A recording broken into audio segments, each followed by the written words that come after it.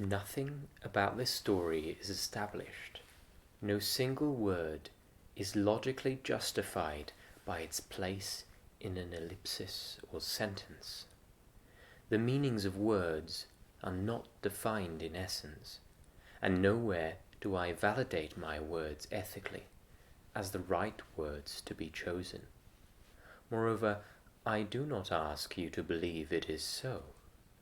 I ask the reader not to believe in anything at all, because all is merely an imaginary story. The port of the Piraeus, that had been full of busy life, dies down to a trickle in nightly retirement, while bright in the night the moon still reveals the water's surface, which is also gently colliding with the hulls of the ships in the harbour. A slave, cold and underfed during winter, is lying down in a shed, her heart pumping blood to heal bruises from her labour, and another slave, standing up, feeding at a manger. The wieldy ox, with a heavy heart, pumping blood through it for drawing carriages at daytime on the busy roads in between Palaes. The Athenians, on their campaign, had gone further in distance even than the Pindos woodland, where, somewhere, charcoal smoke could be seen rising above the trees. Yes, the charcoal maker is still on shift, gazing at his mound through all of the night. All is not at rest. A forest-dwelling Minerva owl turns its head, eyes penetrating through the seeming mist of the nightly gloom. Perched on a snowy branch, wise Athena needs no philosophizing to give her sight. The little owl, however, would have had a hard time surviving in Attica, where deforestation has made feasible homes scant. And so in this way, the next day's transport of wood to civilization or the silver mines at Laurion make it themselves felt to everyone, human or not. For the length of the night, Socrates stands there, in between small and sturdy evergreen maquis, ankle deep in the snow, gazing not for comets, but deeply thoughts sunken on a great many topics. Having fought bravely, that night the cold does not bother him, or perhaps his admirers, young as he himself had once been, are convinced to see it as enduring in the face of the cold. Socrates reflects on his younger self that may still have had hair atop his head and used to search deeply on the nature of the world, consciousness, and knowledge. Do we think with our blood, or with air, or with fire? Or is it none of these, but rather the brain that produces the sensations, hearing, sight, and smell? And do memory and opinion arise from these? And does demonstrative knowledge derive from firmly established memory and opinion? In our times, there are books written on what wonder drives the mind of a philosopher, and Socrates eventually learned to expect much awe in remaining humble, for he came to recognize and adopt a skeptic's view of what he knew about such things as the substance that clouds are made of, matters much more on his mind as an aspiring young cosmologist, admittedly, a fact that a certain famous comedian was wont to tease him with, publicly, for which Socrates would eventually pay with his life. That was all before his paradoxical pursuit of politics, involving more agora, the marketplace, than pnyx, the direct democracy. Socrates thinks himself foremost of politicians among the citizenry, though unlike many of his fellow men, he doesn't pursue public office, at least not directly. He seizes a chance merely in the political education of his pupils.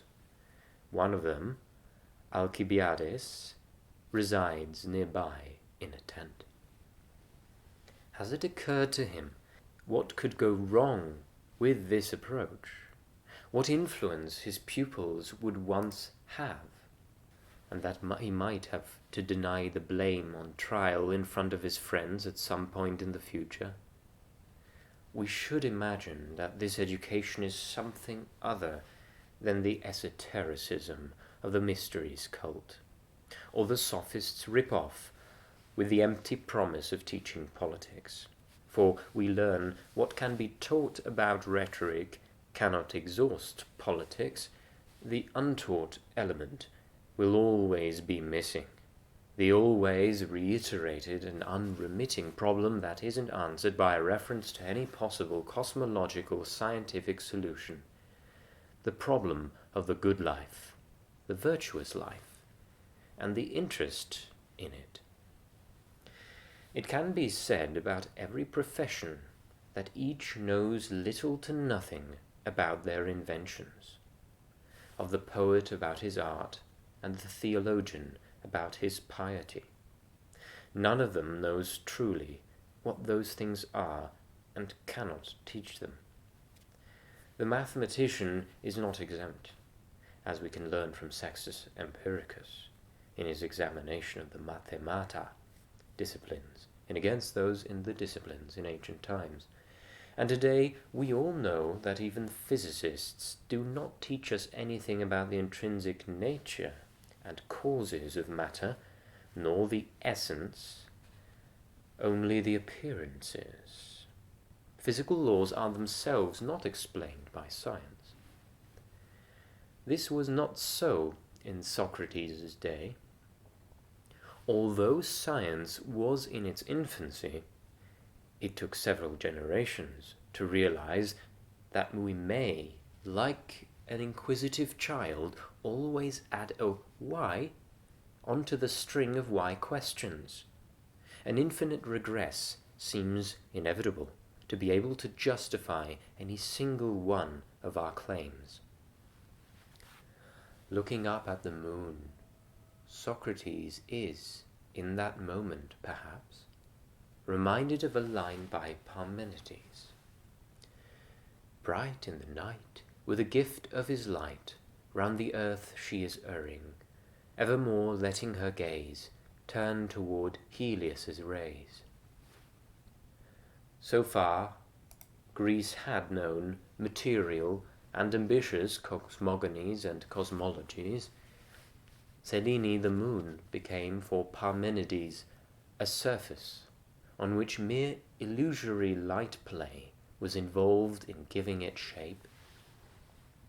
For without contrast of light, the surface of things becomes uniform.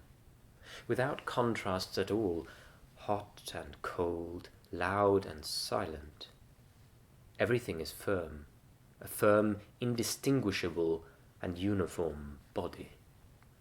The only permissible contrast was that between existing and not existing, and the matter can be considered settled. And Parmenides believed it proved. The existing exists, the non-existing does not.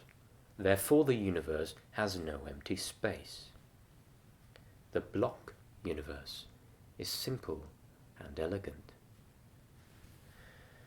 Heraclitus, however, saw a changing universe, the flux of the mind and the metamorphosis of the body and other objects in our world suggested there to be no things at all, only processes, only fire.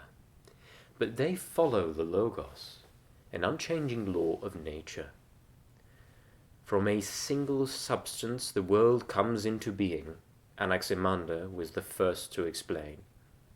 An everlasting material in constant movement is the underlying reality. His tutor, Thales, had been the discoverer of causality in the world, cause and effect, independent of the action of the traditional gods, admitting a universe with more freedom than either Anaximander, Heraclitus, or Parmenides after him, proclaiming, "All is full of gods."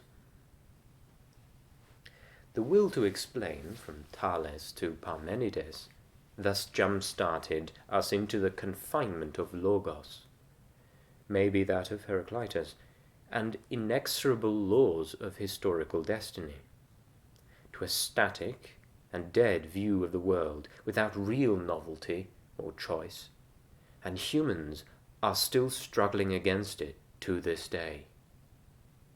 Yet if history is a process that we experience like a river flowing only in the present, as Heraclitus imagined, leaving nothing behind and moving into nothing, into empty space, the future and the past don't truly exist in the present. At a given geographical coordinate, time moves at its pace, slower at some speeds and faster at others, relative to its spatial coordinate system, as Einstein tells us. And every one of us seems to experience and contribute to time, or more precisely, the future, with our minds, uniquely. Alternatively, we would have to consider living out causes external to us, unpliably linked with past and future conditions. The reasons for my actions. Socrates may have said to someone, if someone had been listening with critical intent, sitting down on the ground, warming a foot behind each knee, lie in time immemorial, if I am to believe in a logos like Heraclitus or Anaximander's first principles. If I am to maintain an omniscient and omnipresent God like Xenophanes, my mission would then be directed by the giant mind in control, which, as he says, shakes all things by thought. And yet I don't even know myself. There is no reason for believing others, so I talk the Socratic talk, unwilling to assert or admit what inevitably leads the believer to hypocrisy. For somebody first to say that I act with reason or intelligence, and then, in trying to explain the causes of what I am doing now, should assert that I am now sitting here because my body is composed of bones and sinews, and that this is the cause of my sitting here with my legs bent, is quite laughable, since the real causes of my sitting here in faraway Potidæa are that the Athenians have decided to send men into battle against the Chalcidians, and that I have decided that it is more just if I go with them and undergo the hardships of war and camp, for by the dog, these bones of mine would have been in Megara or Boeotia long ago, had I not thought it better and nobler to endure going to war, rather than wander off and abandon my fellow Athenians on military matters that were put to the vote. Alcibiades is dreaming in his tent. What cannot appeal to one man may appeal to another, and so the shallowness of Alcibiades's dreams appear in diametric opposition to the profundity of Socratic philosophical reflections. Alcibiades is dreaming of the court, life in a Persian palace, surrounded by both beautiful gardens and beautiful women.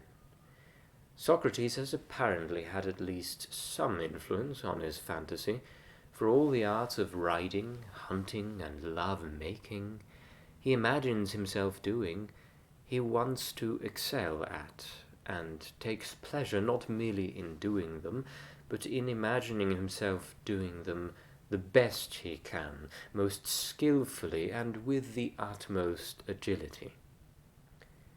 And although he will forget most of what he dreamed, there are memorable moments. For example, a conversation with a more exciting woman than any he had met before, and another with Socrates and Agathon that was more gratifying and assuaging than any he could ever have in real life. Indeed, he was even glad, and without jealousy, seeing them sitting side by side. Now, remembering the aforesaid, wouldn't we like to consider why Alcibiades is fast asleep, dreaming of such things? Could it be because he has a brain? What about the fact that Persia is a real place, in which palaces and a court do indeed exist? Could that be the reason for his dreaming? Putting aside our line of inquiry, briefly, to mention again what we have said above about the future and the past, that they are void. And yet we remember the past, do we not? Could Alcibiades be remembering the future, forecasting at least some aspects of what is going to happen? We have documents for the life of Alcibiades and his later engagements in other battles of what is known as the Peloponnesian War, in which he switched sides and slept with the wife of his host in Sparta, and undoubtedly many others at court when he defected to the Persian monarch thereupon, etc.